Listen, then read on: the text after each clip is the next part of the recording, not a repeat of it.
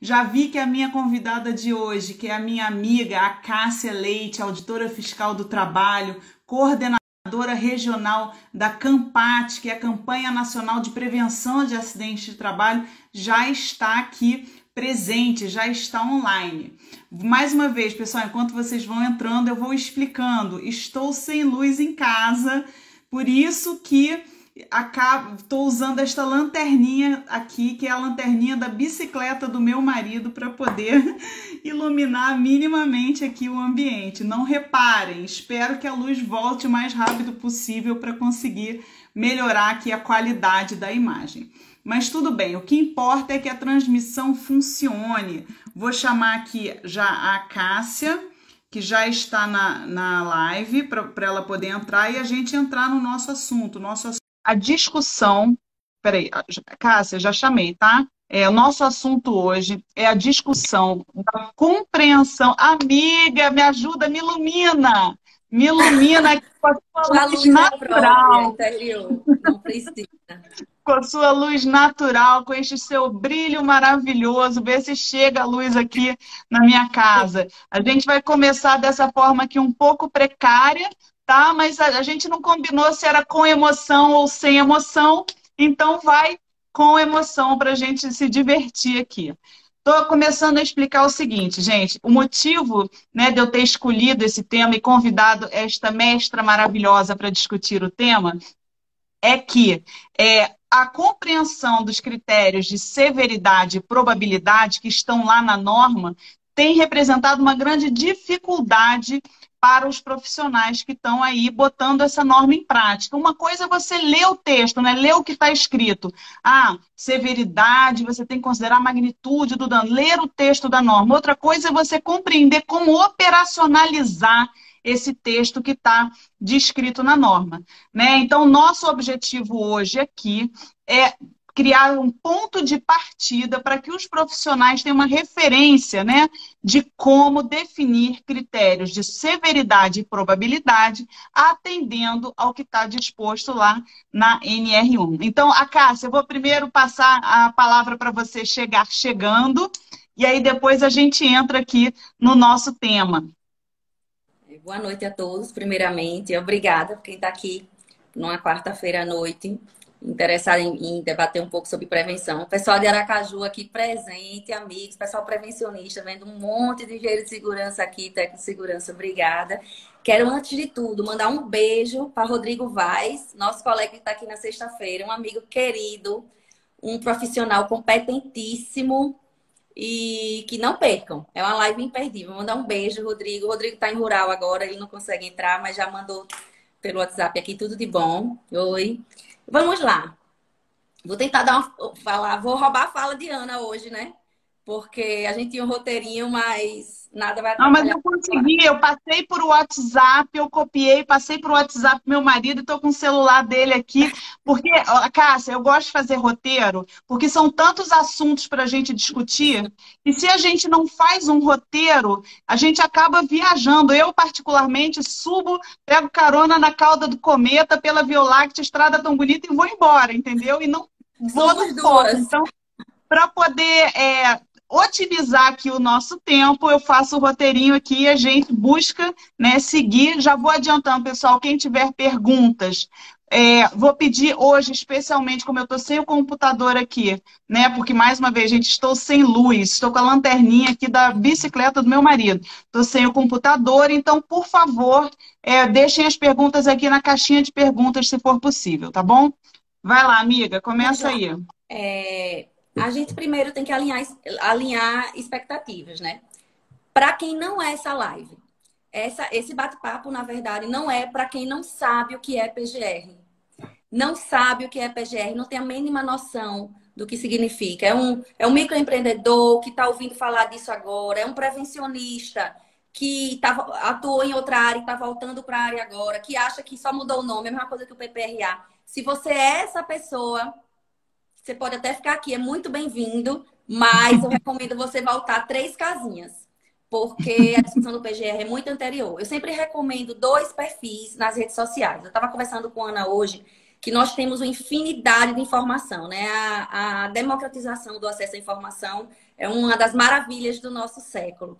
Mas a gente tem que ter muito cuidado onde a gente busca essa informação. Eu, particularmente, não que não existam outras fontes tão boas quanto, mas eu, particularmente, busco minha informação em duas fontes. No YouTube, na Escola Nacional de Inspeção do Trabalho, ENIT, tá? Que é o perfil oficial da gente, da Inspeção do Trabalho. Temos vários conteúdos, muitas horas de profissionais muito qualificados. Ana está lá também, em alguns vídeos, Rodrigo. Então, é uma fonte extremamente qualificada de informação. E a segundo lugar que eu indico sempre, quem já foi fiscalizado por mim aqui sabe, é esse perfil, analuisa.orcades, porque pode buscar, pode ir voltando. Para mim, aqui só tem conteúdo de qualidade. Então, Tipo você. Precisamos estudar, gente. Não, eu estava falando também hoje que não adianta. Não acho que você vai ler NR2 e vai ficar perito em fazer a apreciação de riscos. Não acho que você vai ler a NR9 e vai se tornar o higienista ocupacional. Da mesma forma, não acho que você vai ler a NR1. É obrigatório, é mandatório você conhecer o texto legal. Você precisa saber o texto legal. Mas você não vai virar um perito em gerenciamento de risco ocupacional se você ler apenas a NR1. O conhecimento, o estudo, ele é infinito. A gente precisa, principalmente em momento de transição de norma, estudar, né? Saber, se atualizar, porque para a gente construir esse meio ambiente de trabalho que a gente sonha. Qual é o objetivo maior de todo prevencionista? É um meio ambiente de trabalho que não adoeça e não acidente. Estamos todos aqui com o mesmo objetivo. Então, essa busca por informação, ela é incansável. Vamos lá. Ana, a gente tinha combinado de falar... Para falar de severidade e probabilidade, que é o corte que a gente deu, o PGR a gente passaria aqui 12 horas falando e ainda não conseguiríamos falar tudo que a gente tem para falar. Mas a gente precisa de falar em aspectos preliminares, né? Erros, a gente já está fiscalizando aí o PGR desde o dia 3 de janeiro, estudando há muito tempo, então a gente já sabe mais ou menos quais são os erros preliminares cruciais para todo programa que a gente pega. Do norte do país ao sul, os erros são os mesmos. Então, a gente vem falar um pouquinho quais são esses erros preliminares à questão da matriz de severidade, no caso, a matriz que você escolheu usar. Porque não adianta a gente chegar no inventário de risco com todas essas coisas que a gente vai falar aqui mal concatenadas. O PGR ele é um programa que está todo alinhavadozinho e a gente precisa seguir algumas premissas. Vamos para a primeira, Ana. Os erros conceituais. Quer falar? Não, ó, antes eu vou só explicar, pessoal, por que que é tão importante a gente falar desses erros, né, que são... minha proposta aqui é falar sobre severidade e probabilidade, ok, mas a gente não pode direto falar sobre severidade e probabilidade, porque isso tem que estar contextualizado, né? Uma coisa que a gente sempre fala, que está sempre repetindo, tipo um mantra aqui nessas lives não existe um PGR bom sem que aqueles processos dentro da organização estejam efetivamente sendo gerenciados. Você não pode ter um documento maravilhoso se os processos, né, se todas as questões relativas ao gerenciamento de riscos ocupacionais dentro da organização também estejam coerentes. E o contrário, gente, o contrário... assim, também não é possível se não tiver concatenada a documentação com o meio ambiente de trabalho. As ferramentas, né? Quais são essas ferramentas que os profissionais agora, a partir da edição da NR1, eles têm uma grande liberdade, né, de atuação com aquele texto na mão. Eles têm o texto da norma, como a Cássia está falando. Conhecer o texto da norma é fundamental, mas a norma, ela não determina o como esse profissional vai atuar. Ela não determina, por exemplo, como o profissional vai fazer essa identificação dos perigos. Ela não fala como vai fazer. O profissional vai eleger a forma como ele vai atuar dentro da organização. E esse já é o primeiro dos grandes erros que a gente acaba observando. A gente vê o profissional chegando ali na organização com aquele molde né? Aquela maçaroca, né? Já pré-concebida, aquele monte de coisa que ele usa de padrão em todas as empresas. Por exemplo, padaria. Ele acha, como ele tinha um PPRA pronto para a padaria, agora ele acha que ele vai ter um PGR pronto para a padaria.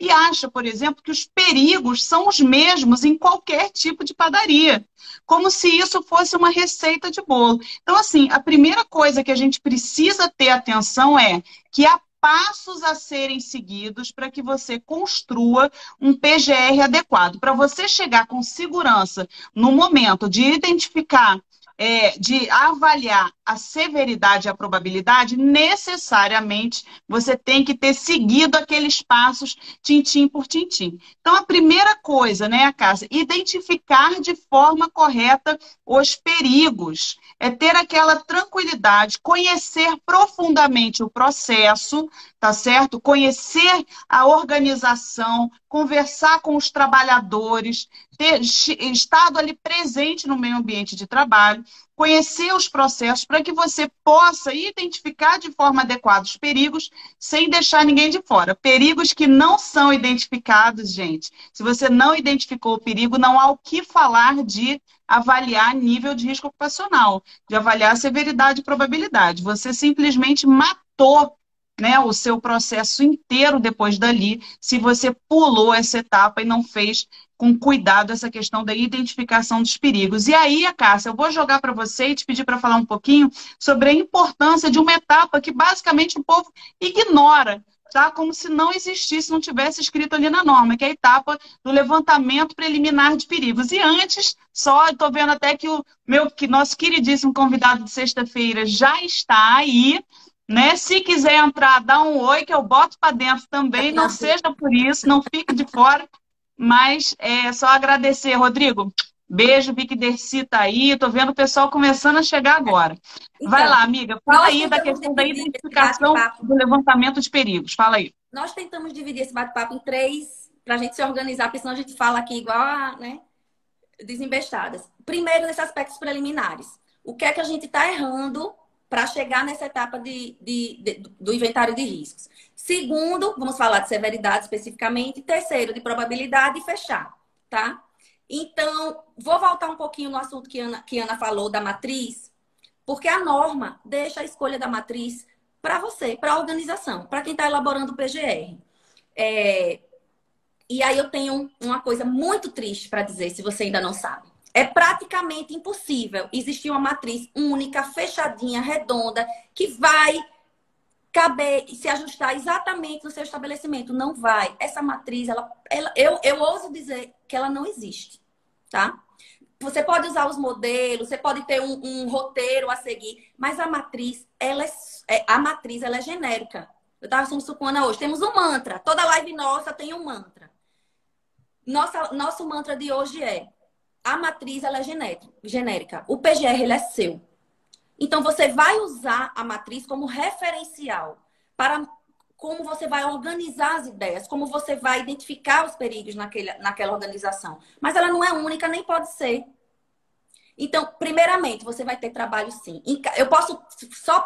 Mas a Cássia, eu só trabalho com padaria. Todas as padarias vão ser a mesma coisa. Engano, amigo. Não vão ser. Cada padaria é uma padaria. Eu até dei um exemplo hoje, até meio fictício, mas é verdade. Eu posso ter uma padaria numa zona urbana, num bairro residencial, dentro de um condomínio de casa. Eu posso ter uma padaria que está ali, coladinho no posto de combustível, de revenda de combustível, dentro de uma área de risco. Então, depende. Você vai precisar rodar a sua ferramenta e aplicar em cada estabelecimento que você tiver. Esse é o ponto 1. Vou passar bem batido por questões básicas. Eu sei que o pessoal que está aqui já está no nível 2 do jogo, né? A nomenclatura mudou, né? Nós temos um glossário maravilhoso na norma. Falando, a gente pode até pecar em utilizar perigo e risco como sinônimos, que isso é um erro grosseiro. Agora, você não pode, no seu documento, confundir perigo com risco. Isso a norma deixa bastante claro. Então, eu peguei alguns PGRs esse ano já, que não sabem. Uma hora usa perigo, outra hora usa risco, não sabe o que é nada. Gente, a norma tem um glossário maravilhoso. Se você não sabe, e é muito justo não saber, eu quero não saber de nada para ir buscar e aprender, a gente tem um glossário na norma explicando isso. Passando batido. LTCAT, já vou adiantar uma pergunta que vai estar aqui. Posso usar LTCAT em PGR? Não, os objetivos são totalmente diferentes. Na verdade, meu sonho era que você não pagasse adicional de periculosidade, de salubridade para ninguém no seu estabelecimento. Claro que nós da Inspeção do Trabalho vamos cobrar se tiver que pagar. Nós vamos cobrar esse valor para o trabalhador. Mas uma questão de prevenção importante é eliminar, seria aquela hierarquia das normas e eliminar perigos, usar as medidas de controle máximas que eu puder, medidas de proteção coletiva, toda aquela hierarquia que a Ana fala muito, para que esse adicional ele não seja cobrado, porque no fundo, quando cabe um adicional é que eu estou expondo o trabalhador a algum tipo de risco, e nós não queremos que o nosso trabalhador esteja exposto a risco. A gente vai fazer de tudo para que isso não aconteça. Claro que algumas situações vai acontecer. Então, esse é o ponto. E o levantamento preliminar de perigos, que eu acho que as pessoas que às vezes passam batido do levantamento preliminar, para mim, é a primeira etapa do GRO. Tá? A norma não vem dizendo isso, mas para mim é uma etapa extremamente importante. Por quê? Lá eu vou conhecer os perigos da organização. Se eu vou lá e constato um perigo nessa etapa que pode ser evitado, eu vou fazer, epa, para tudo. Se um perigo nesse momento ele pode ser evitado, eu tenho que parar meu processo e resolver essa questão. Nós somos resolvedores de coisas, né? Os prevencionistas são resolvedores de problemas. Então, se existe um risco para ser evitado, por que você não vai rodar a sua ferramenta? Porque esse risco provavelmente vai dar um risco alto, que vai dar um risco nível crítico, sei lá o nome que você vai falar, e que você vai ter que dar um prazo imediato. Então, não é melhor parar de rodar a ferramenta e fazer logo? Essa é uma questão. Vamos ver, eu estou seguindo meu roteirinho com a Ana aqui, estou sem a ajuda dela. O que mais eu posso falar? Já tem alguém que tem uma Não, pergunta. só fazer assim, uma observação, né? Vocês devem ter acompanhado. Primeiro, mais uma vez, para quem está entrando agora, eu estou sem luz em casa, estou usando a lanterninha da bicicleta para poder honrar o nosso compromisso de apresentar aqui o conteúdo que foi planejado para a data de hoje. A Cássia estava falando sobre essa flexibilidade, né? Sobre essas ferramentas não poderem ser padronizadas. Eu queria chamar a atenção aqui que essa semana, na semana passada, no final da semana passada, foi lançada lá na página, né, no gov.br/CIT, um banner voltado para o PGR. E ali está centralizado o FAQ do PGR, né, que são aquelas perguntas frequentes, perguntas e respostas. Ali tem agora também a ferramenta de declaração de inexistência de risco e tem também uma ferramenta para a construção de um PGR de padarias e açougues. Aí você para e pensa, bom, então a partir da existência dessa ferramenta, qualquer profissional vai fazer um super PGR de padaria e açougue? E a resposta é não, não é assim. Por quê? Que a ferramenta, ela é, como diz o nome, ela é simplesmente uma ferramenta. Você precisa de um profissional habilitado, capacitado, que conheça os processos e que tenha a capacitação de utilizar essa ferramenta da forma adequada. Então, não é porque tem uma ferramenta ali no site que, a partir dali, todos os PGRs de padarias e açougues serão maravilhosos, que você pode relaxar e não precisa correr atrás de se capacitar. Tá certo? Até fazer um link, por exemplo, no nosso curso, no curso PGR Vivo com a metodologia HDR, que a aula inaugural é no sábado às 10 horas e para a qual estão todos convidados, nosso curso não é simplesmente de como fazer um PGR, né? De como, na verdade, é um curso de como o profissional pode atuar, né, com segurança dentro desse papel de gerente, que o profissional de SST ele tem que ser um gerente, né, de riscos, ele tem que gerenciar riscos ocupacionais e saber registrar isso de acordo com a NR1, atendendo de forma otimizada a NR1. E a gente fornece uma ferramenta. Então qualquer um, basta pegar a ferramenta e sair usando, que vai dar tudo certo. Não é assim, você tem que se capacitar, você tem que se desenvolver e saber utilizar aquela ferramenta. Então não adianta sentar e ficar ali, né, em berço esplêndido, mexer na ferramenta que está ali no site e achar que vai fazer de qualquer jeito. Não é, você tem que ir à organização e tem que seguir todas essas etapas que são necessárias, conversar com os trabalhadores e conhecer como aplicar esses critérios de severidade e probabilidade que a gente está discutindo aqui hoje, tá certo, gente? Então, assim, essa questão do uso adequado das ferramentas, fundamental. As matrizes, só para concluir isso.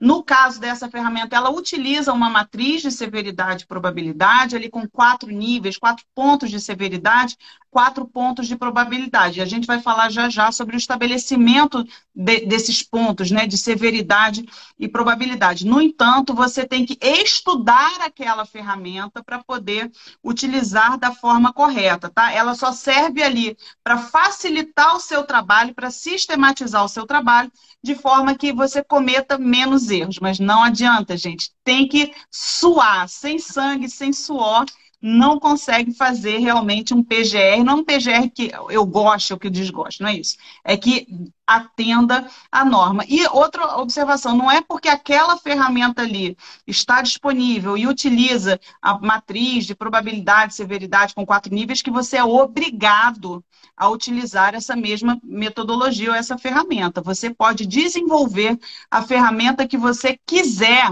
para poder fazer um PGR de uma padaria ou de um açougue, independente da existência daquele ali. A gente recomenda com força que utilize as ferramentas, até porque elas já foram estudadas, elas foram criadas para facilitar o seu trabalho.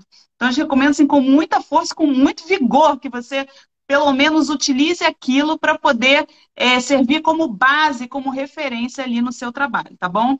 Fala aí, a Kátia. Temos 2 perguntas iguais, eu vou deixar para o final, mas acho que a gente já pode ir respondendo. Quem pode elaborar o PGR? Vou passar para você. Essa é clássica. Certo. Pessoal, isso aí é um assunto que a gente acaba falando quase que 105% das lives. Vou lhe dar Não, isso, eu vou até falar o seguinte, gente, eu vou falar aqui de forma objetiva, mas o tema da live de amanhã, ali nos cursos jurídicos, é tudo relativo a responsabilidades.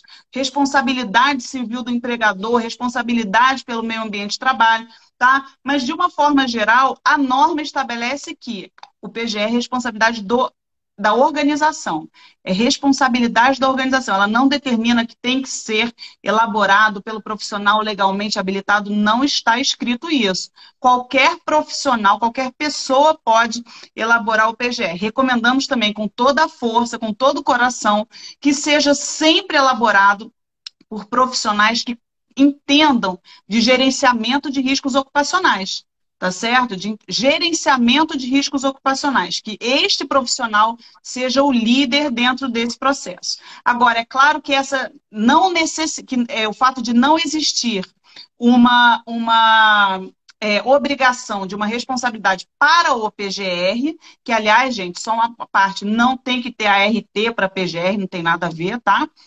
Não significa que os documentos que alimentam esse PGR também não tenham uma obrigação, uma responsabilidade técnica. Por exemplo, se você tem uma caldeira, a NR13 vai determinar uma responsabilidade técnica para determinado documento, tá? Mas são coisas diferentes. Então, esse tema de responsabilidade, para a gente se aprofundar, eu convido vocês para a live de amanhã, às 20 horas, aqui e pela página da Linus, tá? Geraldo, só complementando... que para a construção civil, isso muda um pouco, né? Sim, é exceção, né? Para a NR18, a NR18 é exceção. Michael, eu estou virando porque eu estou lendo as perguntas, tá? A Ana está sem computador e eu estou fazendo aqui gente, eu estou no escuro hoje. Estou lendo as perguntas aqui para não deixar ninguém sem responder. Então, Geraldo, vamos lá. Só para complementar, dá uma lidinha na norma, tá bem claro lá, tá? Você pode fazer o PGR por setor, por atividade, como você preferir, dentro de um estabelecimento, tá? Agora, não posso fazer extrapolar a dimensão do estabelecimento. Isso a norma diz, o PGR é feito por estabelecimento. Dentro do seu estabelecimento, você pode fazer por setor, por unidade, se você tem uma unidade muito específica, tem um risco muito específico ali, eu vou terminar fazendo o PGR só para ali, por conta das medidas de controle específicas, tá? Com o objetivo, gente, de simplificar o processo, né? Você pode optar, isso é uma liberalidade desse desenvolvedor. Olha quantas responsabilidades esse profissional tem, né?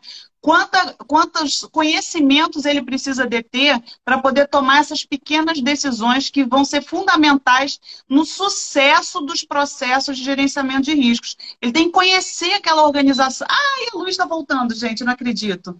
Ah, meu Deus do céu, não acredito. O vinho ajuda sempre. Fiat Lux aqui na minha casa, Fiat Lux. Não vou falar não, porque senão cai de novo. Mas, enfim, é isso, né? Isso é uma questão que é uma liberalidade do profissional. Eu vou aproveitar essa deixa da liberalidade do profissional para entrar na severidade e Isso. probabilidade. Primeira pergunta que o pessoal faz: com quantos níveis de severidade e probabilidade eu tenho que trabalhar? Porque eu vi exemplos, se você pesquisar na internet, você vai achar muita matriz assim, 3x3, 4x4, 4x5. Existe alguma regra? Vai, Cássia, existe alguma regra? Então, não existe regra. Vou pegando o adendo de Ana da questão de fazer um PGR simples, eu acho que a gente pode fazer uma coisa simples e consistente. O simples não quer dizer precário. Então, eu posso fazer um documento simples, de fácil entendimento, de fácil leitura, que eu possa ler que você está prestando serviço de consultoria para o estabelecimento. Então, o proprietário daquilo vai ler, epa, esse setor aqui eu estou com um problema, essa ação aqui eu tenho que tomar de forma imediata, isso aqui eu tenho que... É uma coisa que pode ser simples, mas bastante consistente, tá? Eu vou ler o texto de severidade, que a Ana está sem computador.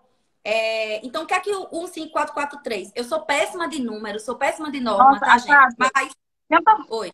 Vou te pedir para tentar falar só um pouco mais alto. Eu não sei se o pessoal está ouvindo bem. Eu acho que é porque aqui começou a chover muito.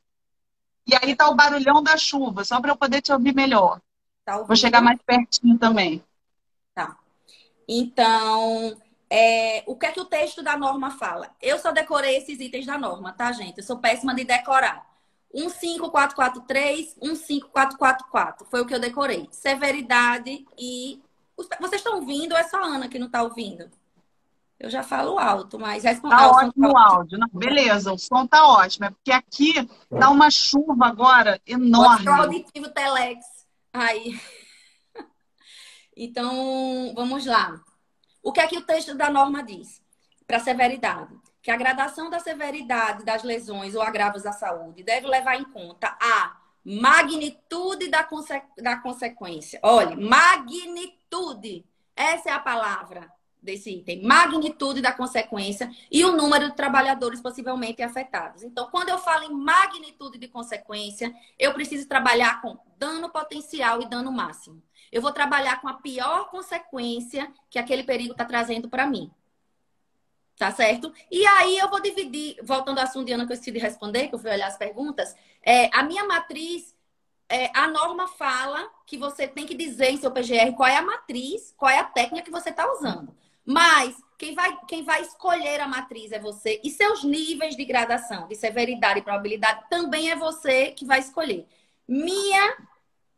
Se fosse um PGR meu, uma coisa muito pessoal minha, eu não me perderia muito em muitas gradações. Porque a gente termina com preciosismo. Tipo, meu Deus, é muito provável, medianamente provável, pouco provável. E vou esquecendo de focar no que é importante, que é resolver problemas. Nós somos resolvedores de problemas. Então, assim, nem uma quantidade. Para cada estabelecimento, mais uma vez, para cada estabelecimento é um estabelecimento. Você, é seu papel, prevencionista, ter esse olhar. Saber, para esse estabelecimento eu posso trabalhar com 3, eu posso trabalhar com 4, eu posso trabalhar com 5. Mas eu acho que quanto mais colunas você colocar ali, na hora do cruzamento você vai ter mais dificuldade de enquadrar. E talvez fique com preciosismos na hora de você priorizar suas ações. Sou eu.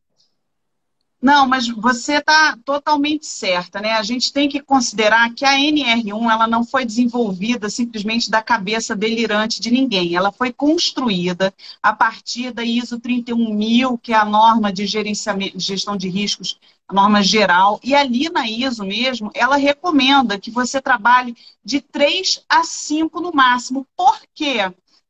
Tudo existe um motivo, né? Por que isso?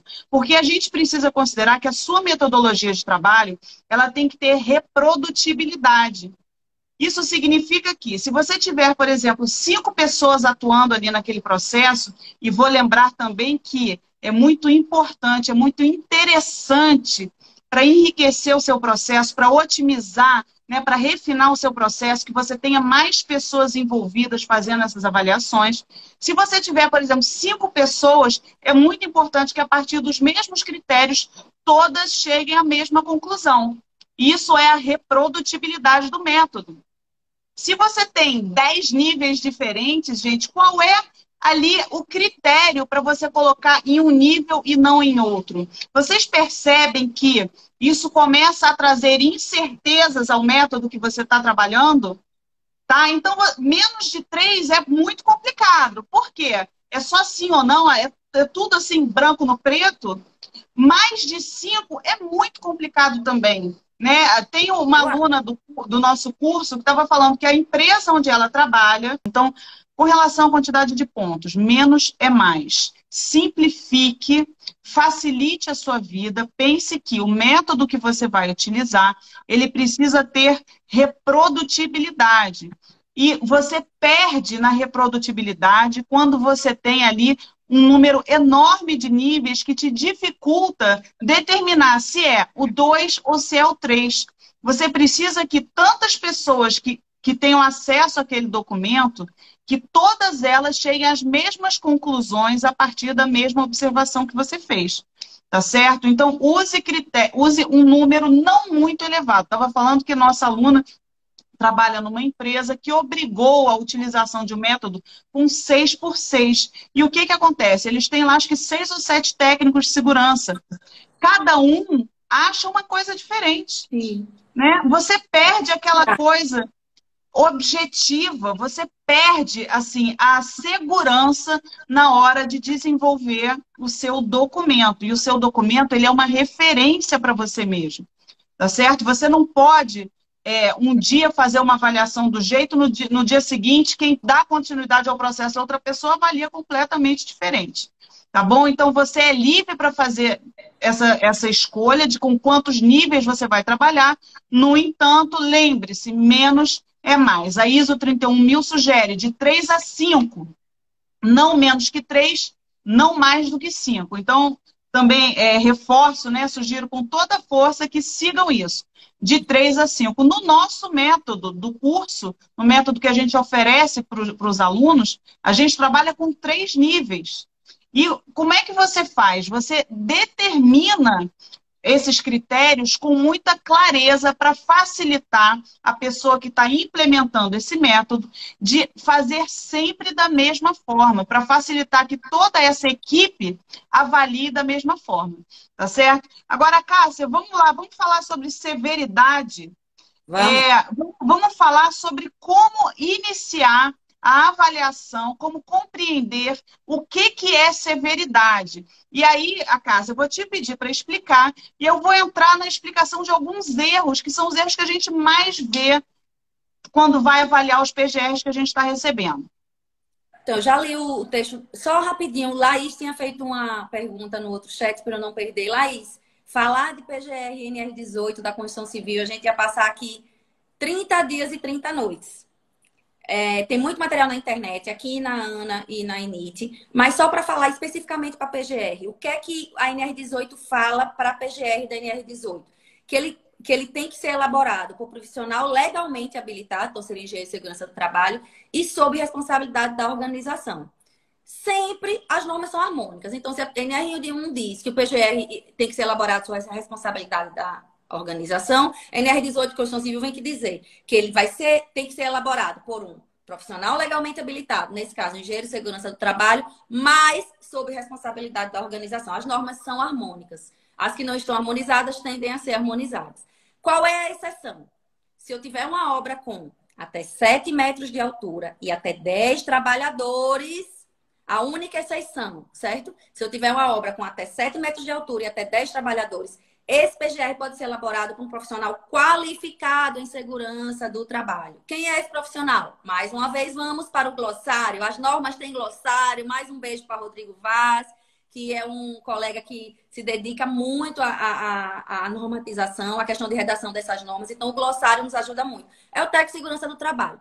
Veja bem, a elaboração do PGR. Mas o item logo abaixo, eu não sei o número 18.4 alguma coisa, ele vem dizer quais são os documentos que esse PGR da construção tem que ter, certo? Que esse PGR, vamos pegar uma casa com pé direito de 3,5, risco de queda maior de 3,5, com 5 trabalhadores. Esse PGR pode ser elaborado com técnico de segurança do trabalho? Sim.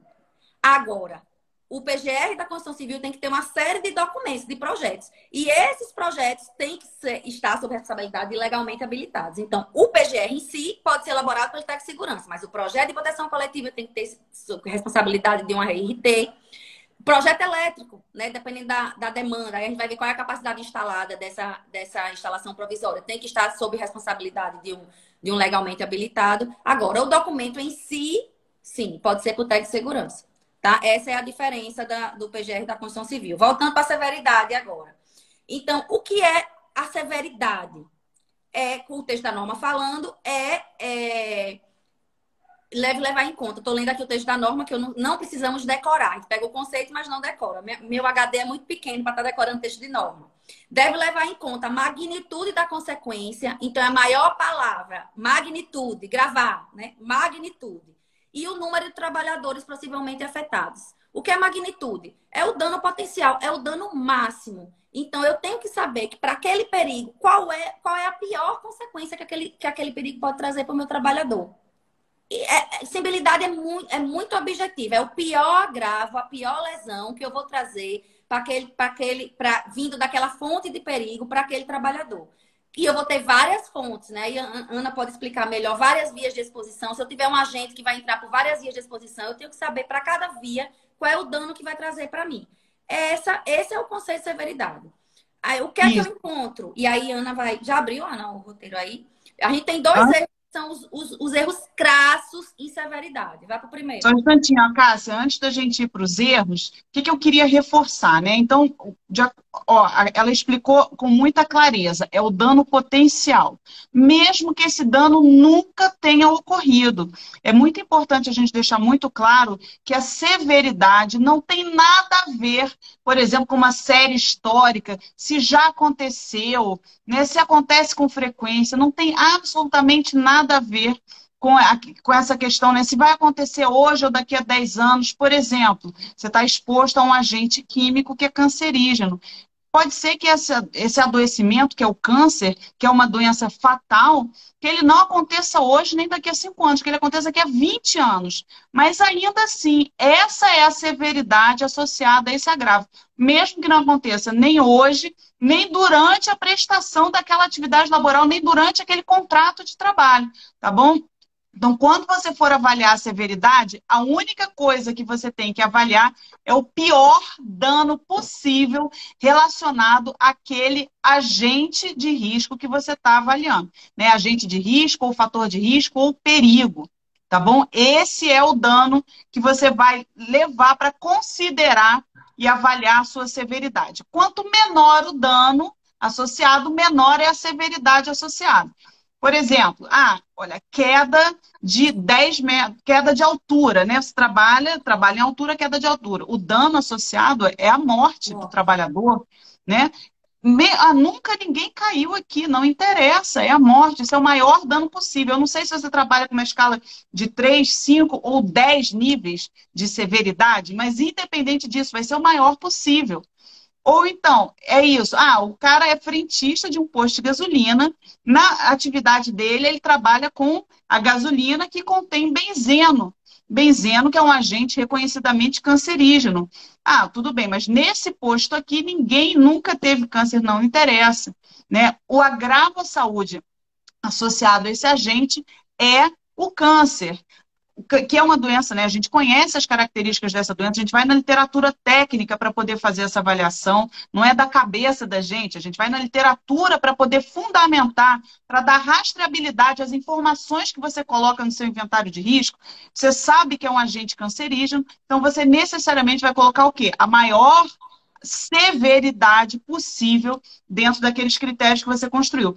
Eu posso pegar, por exemplo, dizer que o cara trabalha com combustíveis, um posto é vendedor de combustíveis, e falar que essa severidade é moderada porque nem todo mundo desenvolve câncer? Não, gente, não pode. Você está preso ao pior dano possível e você vai ter que consultar essa literatura para poder fundamentar o que você está escrevendo. Gente, aqui vai uma dica de ouro, tá?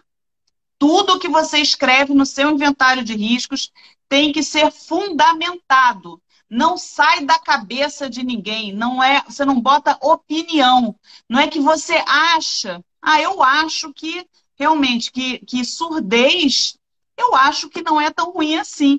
Gente, a perda auditiva, por exemplo, induzida por nível de pressão sonora elevada, é uma doença irreversível, deixa sequela no trabalhador. Então, não é uma questão de opinião, você vai se fundamentar na literatura técnica existente sobre o agravo, né, relacionado àquele agente. E aí, vou fazer uma outra observação. O ruído, por exemplo, qual é o agravo? É só a perda auditiva induzida pelo ruído? Você se fixa em uma coisa só? Não, você tem que conhecer profundamente todos os agravos à saúde relacionados àquele agente. E, gente, aqui eu vou reforçar o que eu já falei hoje. Muito importante a construção desses critérios, a construção, essa avaliação por uma equipe multidisciplinar.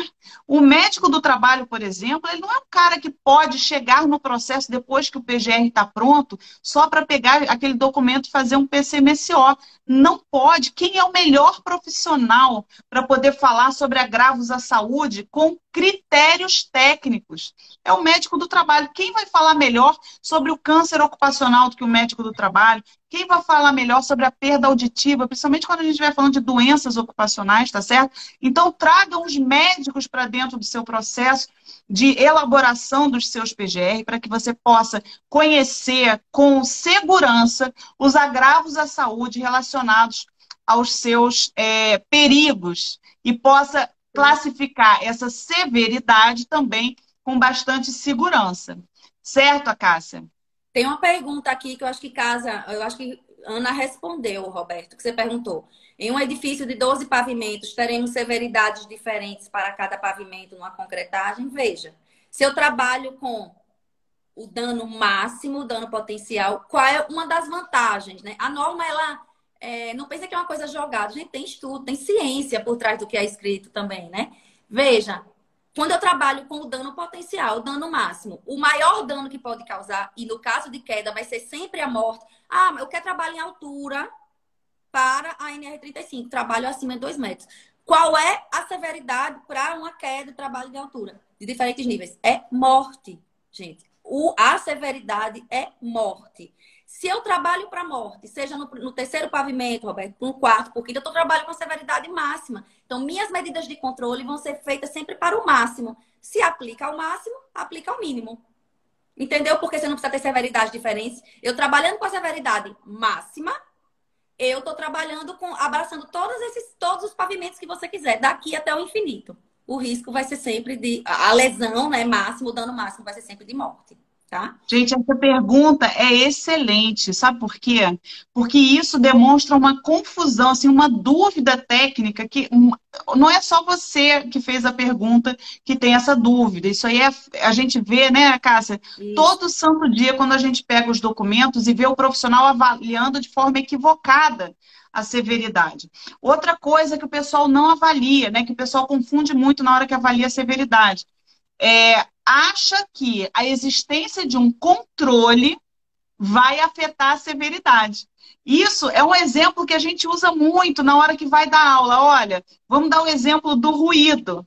Vamos dar o exemplo do ruído. O cara está exposto, né, a um ruído lá, foi feita a avaliação quantitativa, e o ruído ali no posto de trabalho dele, na zona auditiva, está de 90 decibéis. É um escândalo o troço.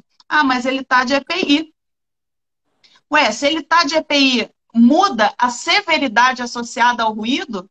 Não muda, gente. Não muda, tá? Não muda a severidade associada ao ruído.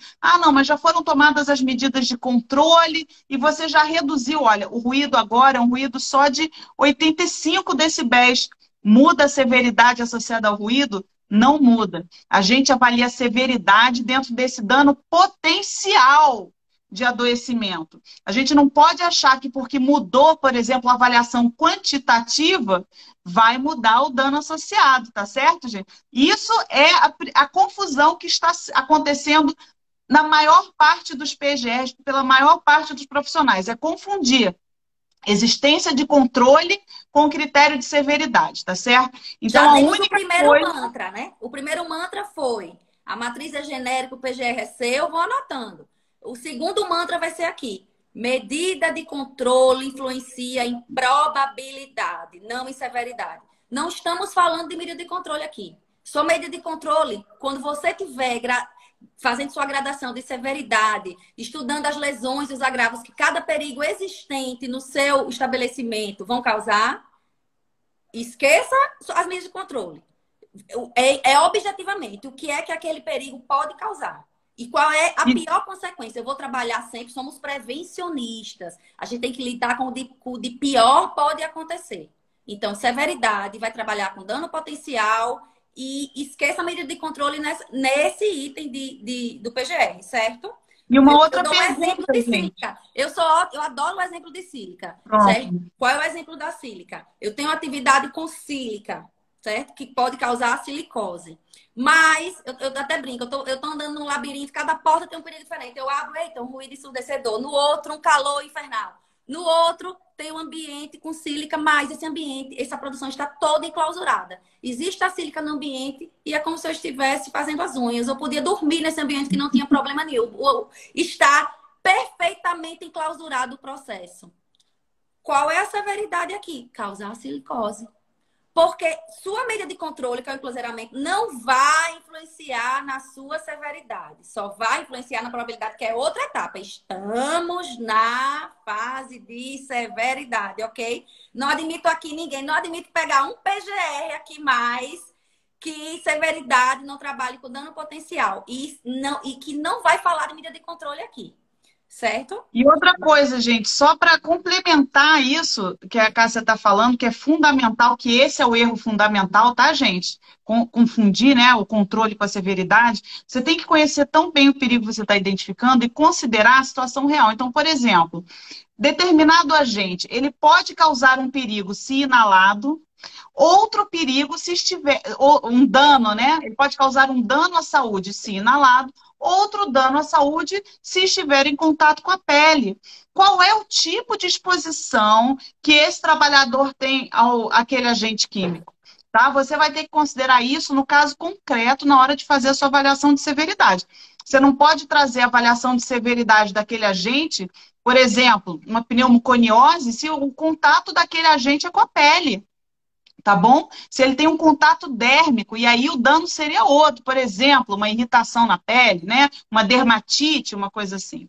Então, você tem que ser muito objetivo. Quando a gente identifica os perigos, a gente vai lá, tem que ser cirúrgico. Vocês estão vendo, né? Vou voltar àquilo que eu comecei falando a live. Primeira etapa fundamental, conhecer tão bem o processo que você vai fazer uma identificação dos perigos correta, perfeito, sem deixar ninguém de fora e sem suprimir, né? Sem informações. A informação tem que ser clara no seu inventário de riscos para que quando você for descrever os agravos à saúde, você não cometa erros também. Tem uma pergunta aqui, né? Falando, seria bom seria um cronograma base para passo a passo e não esquecer nada. Eric, a gente está vendo que fazer um PGR bem feito não é aquele processo que você pega, senta e faz num dia. Não é. É um processo muito trabalhoso que demanda muito tecnicamente dos profissionais. E aí foi o que a Cássia falou no começo. Essa live não é para o pessoal que acha que vai pegar aqueles PPRA que já estavam errados, tá? Aqueles PPRAzinhos com aqueles cronogramas de recarga de extintor de incêndio e treinamento de CIPA, né? Não é para esse pessoal. Essa live é para quem está realmente correndo atrás de ser um líder dentro do processo e de desenvolver um PGR de excelência. E você não vai fazer isso com modelinhos, não vai fazer isso com modelinhos. É claro que esse é um processo que o profissional pode perder muito tempo, pode se perder, pode esquecer muitas coisas. Então, para isso, gente, é importante que você tenha métodos de trabalho, tá? Métodos, equipes capacitadas e que dominem um método. Por isso, também um mantra, outro mantra, a gente tem vários mantras também, que eu repito toda semana, em todas as lives, é jogue fora os modelos. Se você receber modelo pelo WhatsApp, já dá um bloco em quem te mandou aquele modelo, porque isso não é seu amigo. Isso aí é uma criatura que quer amarrar teu pé lá no É inferno. Então, Satanás. dá um bloco nesta pessoa e resista à tentação de abrir aquele maldito daquele modelo, porque ele pode, é o barato que sai caro. Ele pode parecer um atalho, mas ele necessariamente vai conduzir o seu trabalho a erros. Vocês estão vendo a quantidade de detalhes para fazer e a gente está na severidade ainda. A gente tem que correr para a probabilidade, É a isso, casa. vamos correr. Isso Então, eu tava aqui gente, olhando. olha só. Geraldo, Por mas isso, só para concluir, por essas dificuldades e por essa fragilidade que pode trazer para o profissional, né, na hora de fazer todas, de atender a todas essas obrigações e responsabilidades sem erro, você precisa desenvolver ou dominar um método. Existem vários, existem sistemas que estão sendo, que já tem aí vários sisteminhas. Eu não mexi com nenhum sistema ainda, mas eu tenho ouvido relatos dos profissionais que os sistemas estão amarrando, tá? O sistema, ele pode ser benéfico para te ajudar, para te conduzir, mas aí vem aquilo. Você que tem que ser o líder, você que tem que ser proativo e utilizar isso de forma personalizada dentro do seu processo. Se o sistema não permite isso, realmente já vai dar ruim para você. No nosso curso, a gente desenvolveu um método completo, tá? Que é para quê? Para facilitar o trabalho do profissional, mas o profissional continua precisando correr atrás, suar sangue e se capacitar para conseguir aplicar aquele método, tá bom? Ele ajuda a você a seguir aqueles passos e não cometer erros e não esquecer coisas importantes, mas ele não se faz sozinho também. Vamos lá, Cássia. Então, tem duas perguntas aqui, mas antes disso eu também quero falar. Por que não existe matriz perfeita, única, que vai encaixar? Uma das coisas que eu tenho observado, né, na minha prática de janeiro para cá, pegando PGR, eu esqueço de... Eu vi sua pergunta, Marília, a gente vai responder. As matrizes trabalham muito com como é que eu posso dizer? Acidentalidade, com questões de segurança. E esquecem o viés do adoecimento da saúde, tá? É outra coisa que eu tinha notado aqui. Então, uma das matrizes que eu peguei com isso muito é a AIA. Eu posso usar a matriz AIA? Posso. Agora, quando eu for cruzar a minha matriz na minha severidade e eu tenho ali perigos que vão causar adoecimentos, eu vou mexer na minha matriz. É por isso que eu não tenho um modelinho desenhado para meu estabelecimento. Por quê? Eu vou adequar é a metodologia, a ferramenta que eu estou usando, mas eu vou adequar para a minha realidade. Então, se eu tenho fontes de perigo que vão causar doenças, e minha matriz, eu escolhi a AIA, digamos assim, que trabalha muito aliás, é o contrário, a AIA trabalha muito com adoecimento. Desculpe, viu, gente? Eu tô com muito PGR na cabeça. Então, a AIA trabalha com adoecimento, mas não trabalha com acidentalidade. O viés com a acidentalidade, ela é fraca. Eu posso usar para avaliação de risco? Posso. Agora, eu vou ter que fazer esse ajuste para a minha realidade, tá? Então, você não pode pegar só... peguei uma ferramenta incrível, mesmo o HDR, que é maravilhoso, fantástico, assim, que eu já dei uma olhada, é uma ferramenta muito boa, mas em alguns momentos, em alguns estabelecimentos, vão precisar de ajustes, como todas elas. Com relação, então, Geraldo, vai ter uma tabela de avaliação para cada risco? Não. Vai ter, para cada perigo, tem uma classificação de risco? Sim. Certo? Para cada perigo, é item de norma também, e fala, e não precisaria, porque é uma lógica, né? Eu vou graduar, vou cruzar a severidade com a probabilidade, então, para cada perigo, eu vou ter uma graduação de risco. E Marília, se eu tenho um ambiente com 69 na avaliação, será máximo também? Isso, mais um mantra. Não vai variar, tá? O dano potencial do perigo ruído, ele é o mesmo, independente de estar 60, 70, 80, 100, você vai mexer na gradação desse risco lá na probabilidade. Na severidade é o que de pior pode acontecer, tá? Vamos para a probabilidade, Ana. Já abriu seu computador aí? Eu já tô dominando todas as tecnologias aqui com luz, né?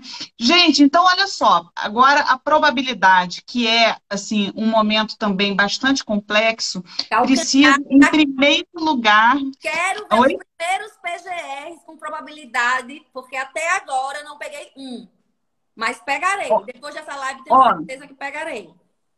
Ivan está fazendo uma observação aqui que eu tinha até anotado para falar, mas esqueci. Então, para aplicar e definir o grau de risco, vamos na severidade, depois que definimos os riscos e mitigar, vamos atuar na probabilidade, correto? Olha só, a ISO 31000 determina, primeiro avalie sempre a severidade.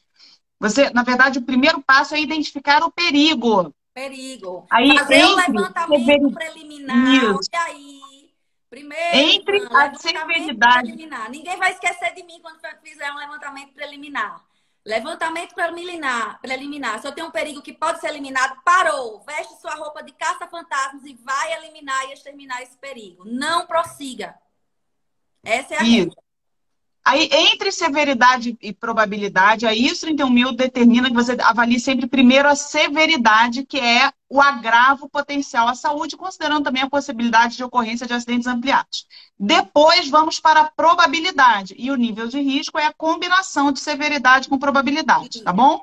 Então, o que que a norma diz? Gente, o texto da NR1, no item 15444, é o seu ponto de partida para avaliar a probabilidade.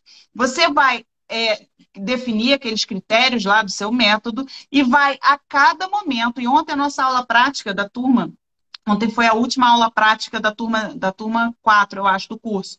Nossa aula foi voltada para isso. Você pega a situação de fato e volta no texto da norma. Volta no texto da norma e verifica essa situação está em qual dessas alíneas aqui. Você tem que conhecer o texto da NR1, porque ele é a sua referência de avaliação. O que que diz o texto da NR1? Item 15444. Olha, 443 é a severidade, 444 é a probabilidade. Se puder decorar dois itens, decorem esses dois. É um 5443 e um 5444. Eu só decorei esses. Não, e outro, se for para decorar dois, decora três. 1532 também, que é aquela regra sim.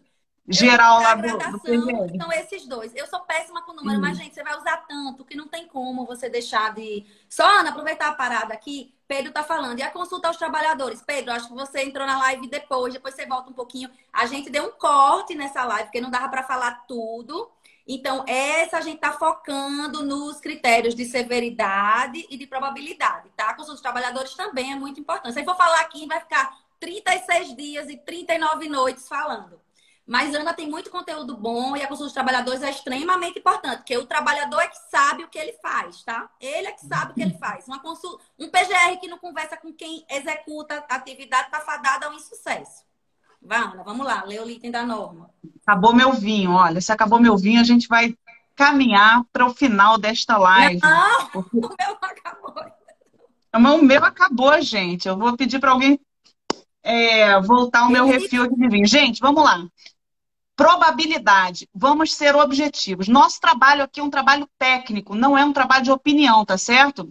Goste ou não goste da norma, esteja apaixonado pela norma ou não, seu trabalho, entenda isso, é um trabalho técnico e tudo que você registra tem que vir de algum lugar. No caso aqui do critério de probabilidade, o que você colocar lá necessariamente tem que vir do item 15444 da NR1. O que está escrito lá? A gradação da probabilidade de ocorrência das lesões ou agravos à saúde deve levar em conta. E são 4 alíneas nesta ordem. A. Os requisitos estabelecidos em normas regulamentadoras. B. As medidas de prevenção implementadas. C. Exigências da atividade de trabalho. E D. A comparação do perfil de exposição ocupacional com valores de referência estabelecidos na NR9. Pronto, ferrou, né? Ferrou porque ele falou 4 coisas diferentes e o cara pira na hora de fazer essa avaliação. O que que eu vou considerar? Então, gente, vamos ser objetivo. Eles não estão escritos nessa ordem à toa. Você vai atender primeiro a linha A. Requisitos estabelecidos em normas regulamentadoras. Que requisitos? Requisitos de controle. Existe uma norma regulamentadora que determine os controles existentes, porque, gente, a referência da probabilidade é a existência dos controles. Tá? Essa é a ideia desse item.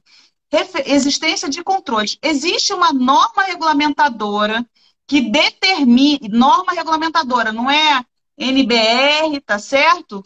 Não é nada disso. Norma regulamentadora. Existe uma NR que trate de controles referentes a esse aspecto que você está avaliando?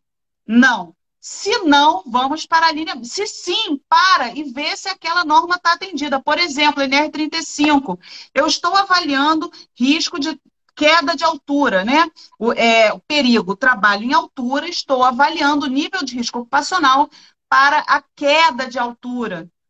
Olha, quais são os controles determinados na norma específica que é a NR35?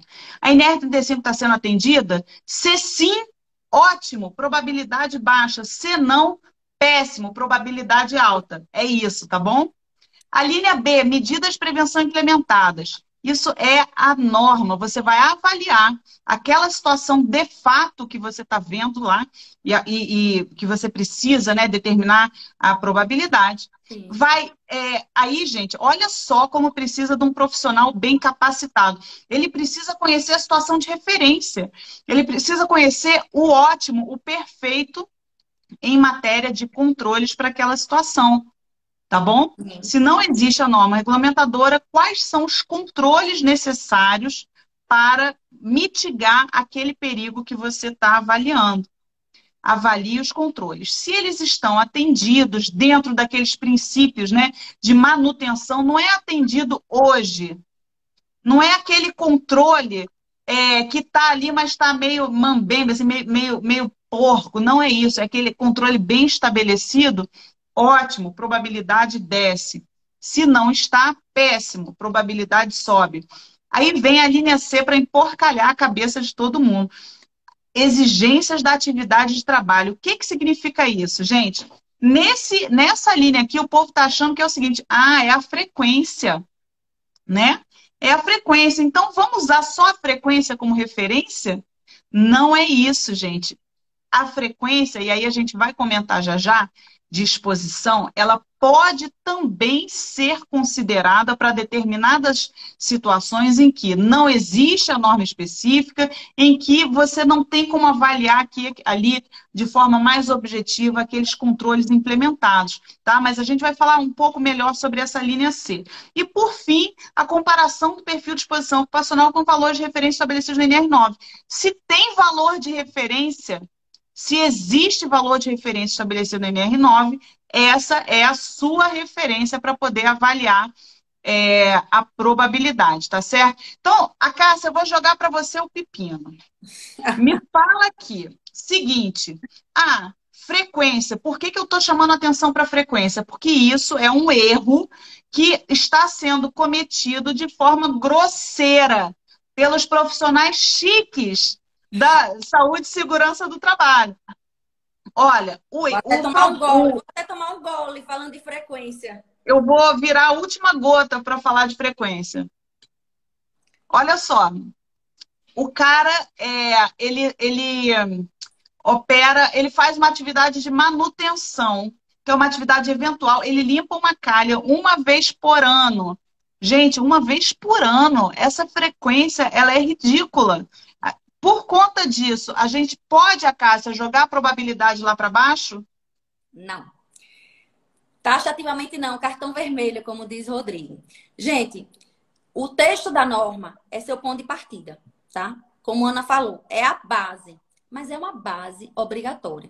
Existem matrizes maravilhosas para avaliação de riscos, só que ela substitui a probabilidade por frequência. Você está adequado a NR1? Não. É porque a matriz não presta? Também não. Eu não posso afirmar que a matriz não presta. Mas o que eu posso dizer é que ela não está adequada aos critérios exigidos pela norma. A norma exige parâmetros. Veja, ela não determina qual é a ferramenta que você vai usar, a gente já passou por isso, mas ela determina que parâmetros você vai utilizar para graduar sua probabilidade. Então, os parâmetros primeiros, principais e obrigatórios para você graduar a probabilidade são esses 4 que a Ana acabou de ler e que está no 544 da NR1. Eu não vou ler novamente, tá? E a danada da frequência? Eu encontro diversos PGRs que substituem esses critérios de probabilidade pelo critério puro e simples de frequência. Eu posso usar a frequência? Pode, como dado complementar, para enriquecer a sua avaliação, tá? Pode ser usado de maneira complementar. Eu tenho vários exemplos aí que a frequência vai cair de argumento. Veja, Posso usar como complementar? Posso. Eu recomendo muita, muita, muita. Peraí, vou fazer mais uma. Muita, muita, muita, muita, muita cautela usando a frequência, tá? Porque eu corro o risco, primeiro, de descumprir a norma. Porque a norma estabelece os parâmetros para a probabilidade. A gente já disse aqui. Primeiro e mais importante, os critérios de probabilidade são esses. Ah, mas eu não concordo. Recurso extraordinário para o STF. Ah, mas eu não quero aplicar. Está descumprindo a norma. Ah, mas eu não gosto. Você também não gosta de usar cinto, mas se você dirigir sem cinto, você vai tomar um auto de infração, não vai? E aqui Vai tomar uma multa, mesmo que não tenha uma batida. Mesmo que não tenha batida, exatamente. O parâmetro é esse. Ah, e ainda aqui a gente tem um agravante, que estamos expondo vidas de pessoas, né? A gente tá expondo o trabalhador a riscos. Então, assim, não importa. O primeiro argumento que derruba todos os outros é o ditame legal. É a base que você tem que seguir. O critério de probabilidade são esses 4 itens que estão na norma. Não adianta eu querer inventar, tá? Mas posso usar a frequência de complementar? Pode.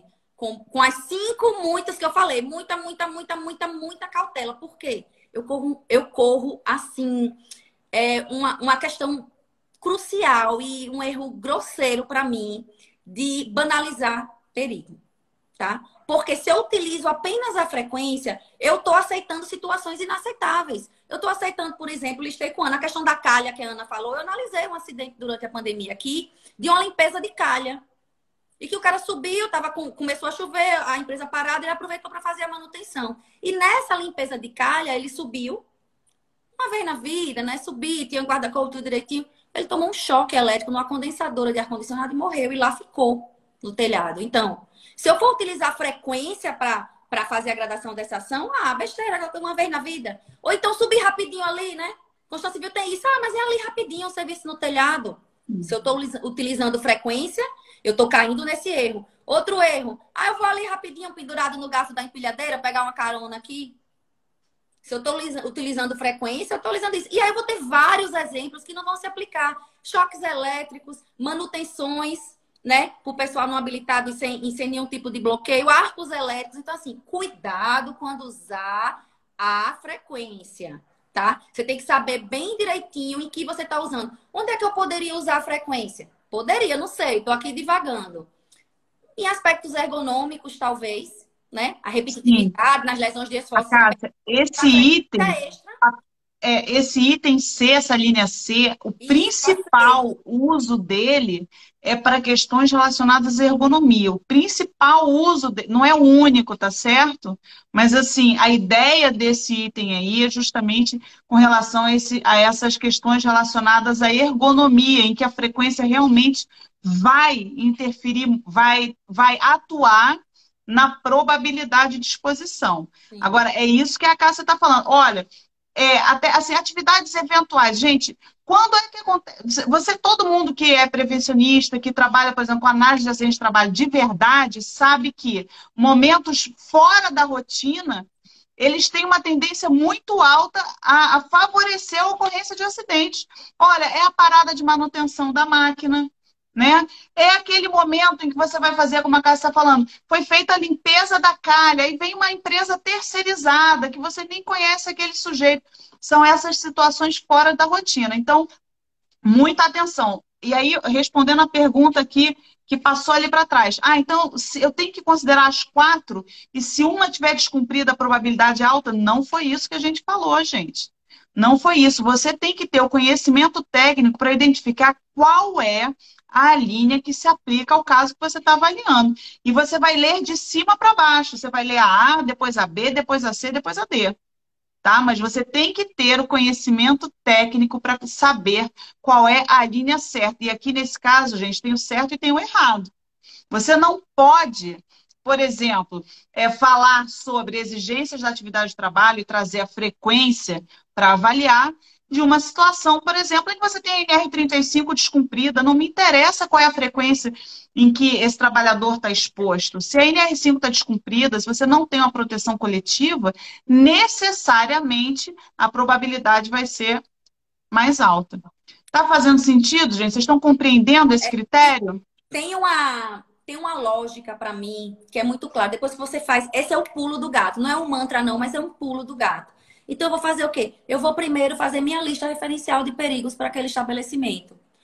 Os que eu posso evitar, fazer, se a gente puder fazer um bizu, né? Um resuminho, que não existe um resumo de PGR, mas o que eu puder fazer, eu vou fazer uma lista referencial de perigos para aquele estabelecimento. O que eu puder evitar agora, eu tenho que evitar agora, tá? Eu tenho que evitar agora. Eu nem vou para a parte de inventário de risco, porque eu tenho que evitar agora. Minha ação é agora.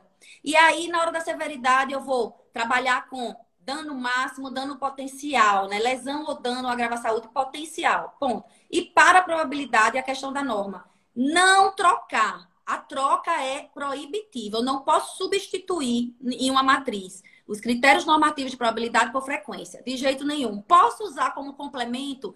Posso. Nas situações que a gente já falou, aspectos ergonômicos, acho importante. Tem alguns aspectos, por exemplo, ruído. A gente sabe que o agente físico ruído, ele causa um agravamento com a exposição ao longo do tempo. Então, talvez a probabilidade para ruído, se ele for avaliado quantitativamente de forma correta, sim, é interessante. Onde é que eu posso usar frequência, talvez?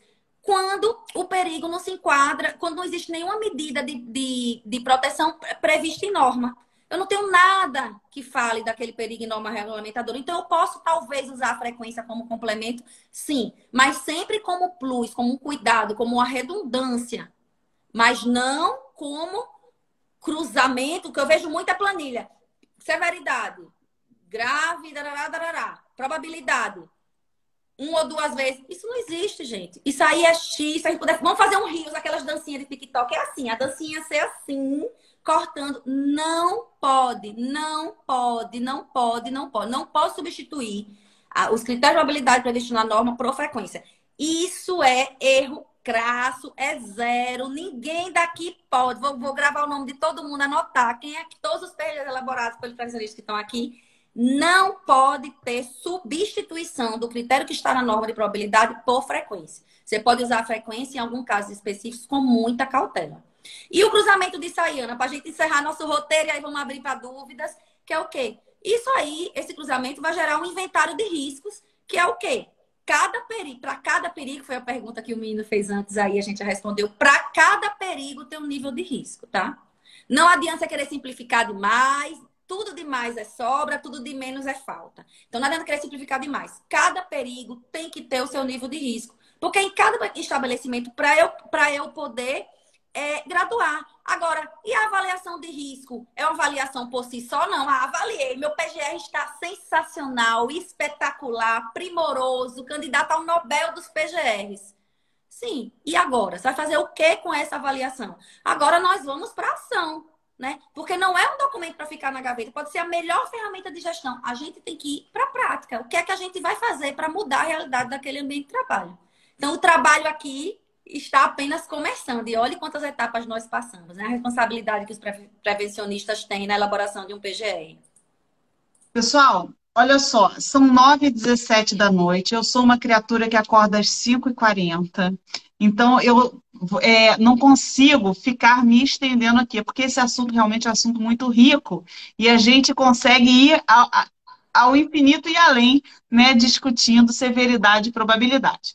Eu quero convidar vocês para a nossa aula inaugural da turma 6 do curso PGR Vivo. A aula é gratuita, é online. Para se inscrever, basta acessar o link que está na minha bio aqui do Instagram. Vai ser no sábado, dia 7 de maio, às 10 horas da manhã. E ali a gente vai fazer um apanhado, e essa aula não é pelo Instagram, tá, gente? Ela é pelo YouTube. E eu tenho ali muito mais recursos para poder apresentar para vocês. Eu monto uma apresentação, eu dou exemplos, mostro imagens, né? A gente vai fazer um apanhado daqueles principais aspectos que todo profissional que se propõe a sair de casa, né, e se dizer um prevencionista e atuar nos processos de gerenciamento de riscos ocupacionais precisa conhecer, tá? Para que você tenha segurança na sua atuação profissional e principalmente que você saiba identificar quando não está atuando de acordo com a exigência da norma.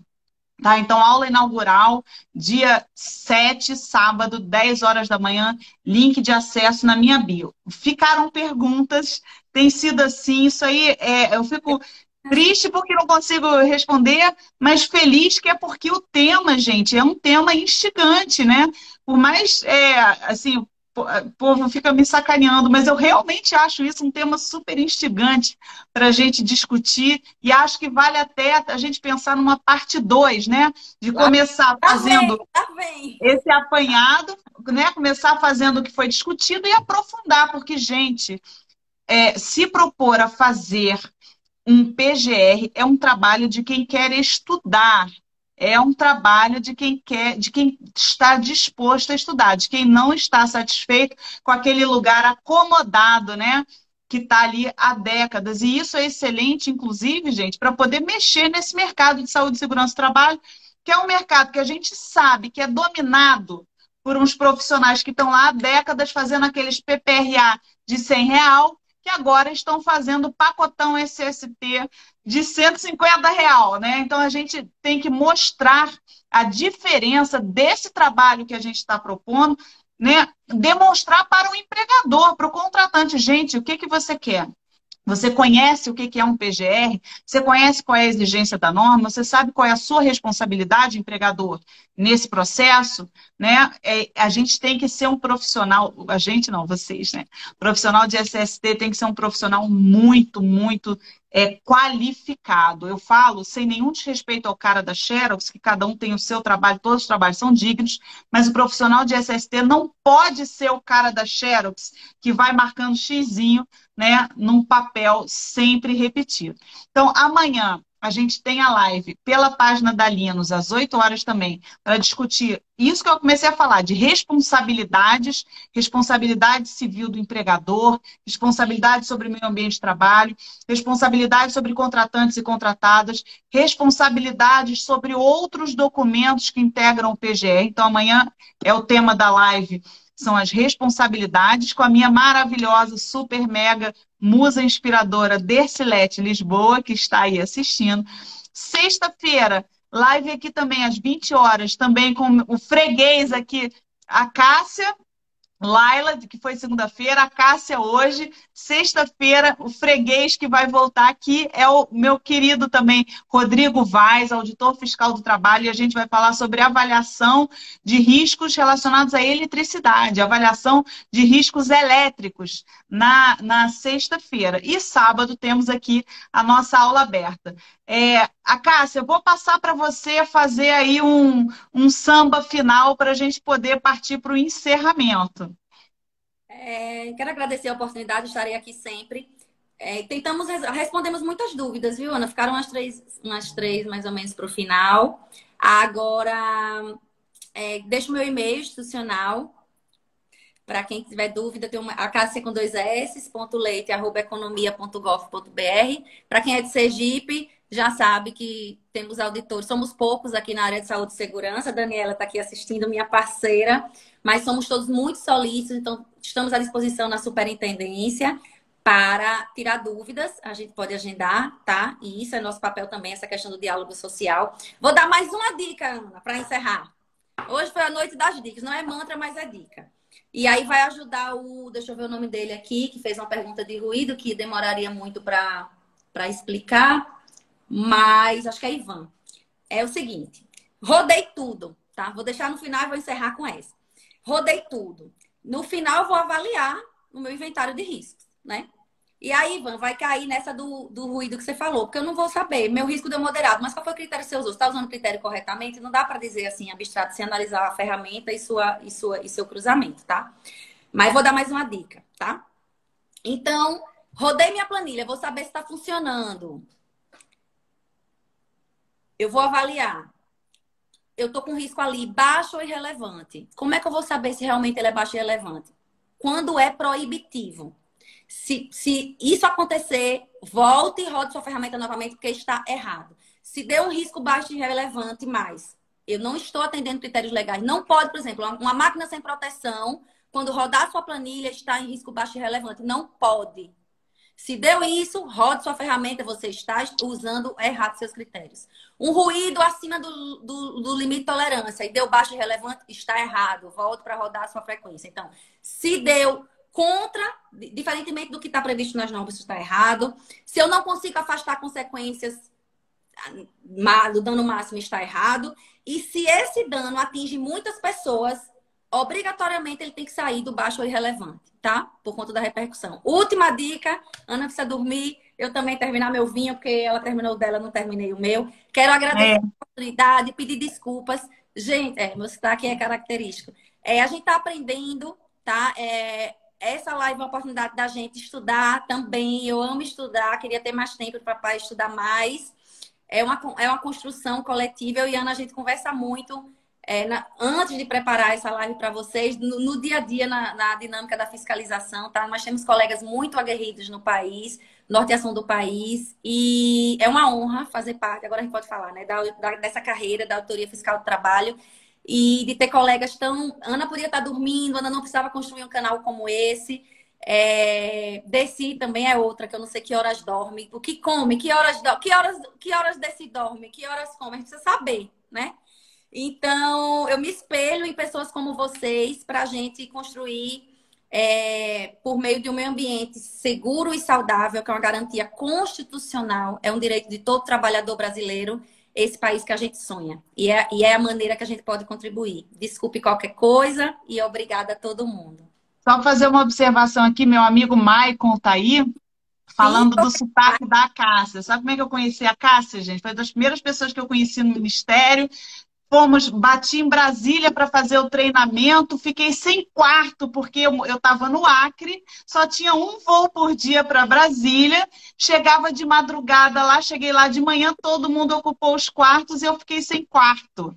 E aí a Cássia me recebeu no quarto dela, a gente nem se conhecia. E aí eu comecei a me habituar, falei assim, gente, que língua fala essa pessoa? Que eu não entendo uma palavra do que esta pessoa Foi amor fala. à primeira vista, né? Me apaixonei também. E aí a gente, né, conectou ali, não vai desconectar mais, não tem jeito. A Cássia é uma referência para mim, a gente discute muito, a gente, né, troca ideia, porque o nosso trabalho tende a ser um trabalho um pouco solitário, se você tiver esse comportamento. Tende a ser um pouco solitário. E é bom a gente se encontrar, né, com outras almas aqui no Ministério que são capazes de fazer essa troca e essa construção coletiva, como é a Dercy. Eu também é outra que eu encontrei aqui em Petrópolis. E assim, eu também agradeço. Dercy, de tanto que você fala. Mas você tem que vir aqui, eu já falei a última vez. Dercy tá com a cara de quem, né? Que a gente tem que abraçar. A gente olha para Dercy, não. Tem que abraçar mesmo. Tem que abraçar mesmo. Então, é isso. Vou agradecer também aqui Antônio César, Júlio Bahia, que eu vi presentes aí na live, de um novo projeto que estamos começando, como se não bastasse, né? Todos os projetos que eu já estou envolvida. A gente está agora num novo projeto, eu e Dercy, com outros colegas, que se chama Agenda Trabalhista, que é um outro perfil que eu convido, Agenda.trabalhista, um perfil que eu convido vocês a conhecerem. É um perfil mais de discussão de temas relacionados ao direito do trabalho de uma forma geral, mas de vez em quando vai ter uma pitada de SST lá, que é essa que vos fala, dando uns palpites ali no meio dos juristas, são todos juristas, né? Já está seguindo? Ó, que legal. Olha, o pessoal ali é top, assim, o nível de discussão vai ser maravilhoso. Então, convido vocês a conhecerem mais esse projeto que vai ter publicações às segundas e às quintas-feiras na página, nas nossas páginas pessoais, né? São 14 pessoas que estão ali, e também na página do Agenda Trabalhista, tá certo? Gente, a Cássia, você mora no meu coração. Eu vou aqui mais uma vez te agradecer pela frequência aqui, por poder bater esse papo que a gente, assim, eu acho que ninguém aguenta mais live, né, gente? Então, quando a gente vem discutir um tema que pode ser técnico, pode ser chato, ninguém vai aparecer. Então, a gente aproveita para fazer de uma forma assim suave, né, leve, descontraída, para que seja agradável e você veja que discutir saúde e segurança do trabalho pode sim ser um prazer também, né? Seja segunda, quarta e sexta de noite, seja no sábado às 10 horas da manhã, estão todos convidados a seguir aqui esse nosso conteúdo, tá certo? Amiga, Beijo, tchau. Mais uma vez, hoje eu ultrapassei, gente, o horário, mas é porque a saudade aqui é muita e o tema é muito rico. Tem uma pergunta aqui, só que eu vou. Onde tem curso de análise de acidente? Jamile, a gente lançou semana passada, né, no dia 28, que era o Dia Internacional de Prevenção de Acidentes de Trabalho, um mini curso de análise de acidentes de trabalho. Está disponível lá na página da Linus. Vou te sugerir ir lá na página dar uma olhadinha, tá certo, pessoal? Boa noite. Até Até sexta. amanhã. Até amanhã, na Aí página da eu Linus. até sexta. Beijo, tchau. Boa noite. Beijo. Beijo. Beijo. Beijo. Beijo. Beijo. Beijo.